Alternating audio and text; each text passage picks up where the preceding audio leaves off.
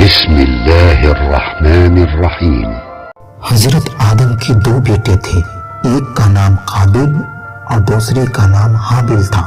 قابل حابل سے بڑا تھا۔ حابل ایماندار و مہربان تھا۔ قابل حسد کرنے والا اور کنجوس تھا اور اپنے کو حابل سے بہتر سمجھتا تھا۔ حضرت آدم چاہتے تھے کہ اپنے لیے ایک جانشین انتخاب کرے۔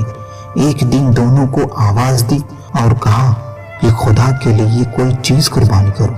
قابل کھیتی کرتا تھا، اس نے زمین پر گری ہوئی گندم کا انتخاب کیا۔ حابل ایک چوراہا تھا، اس نے اپنے گوسفند سے ایک بہترین و ایک بڑا گوسفند انتخاب کیا تاکہ خدا کے لیے قربانی کرے۔ خداوند عالم ان کے دلوں میں کیا ہے جانتا تھا۔ حابل کی قربانی کو قبول کیا اور قابل کی قربانی کو قبول نہیں کیا۔ قابل بہت غصہ ہوا۔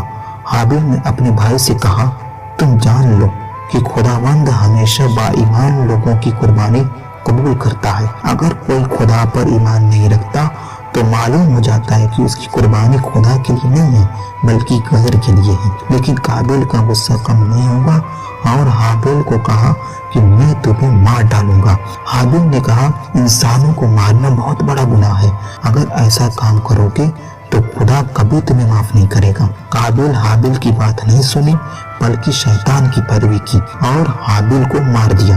حابل کو مارنے کے بعد اسے کچھ سمجھ نہیں آ رہا تھا کہ اس کا کیا کروں۔ اسی وقت اس کی نظر ایک کوے پہ پڑی۔ دیکھا کہ کوہ زمین کو کھود کے اس میں دوسرے کوے کو دفن کر رہا ہے۔ قابل بھی زمین کو کھودا اور حابل کو اس میں دفن کر دیا۔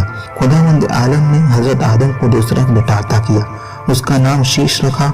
وہ بھی مثل حابل تھا، مہربان و با ایمان تھا۔ حضرت شیش آدم کے بعد پیغمبر چنے گئے۔ قابل جانشین پیدا نہ ہو سکا۔ خداوند عالم اس کے گناہ کی وجہ سے ہرگز اسے معاف نہیں کیا۔ اس کا نام ہمیشہ کے لیے زمین پر پہلا قاتل کے نام سے یاد کیا جانے لگا۔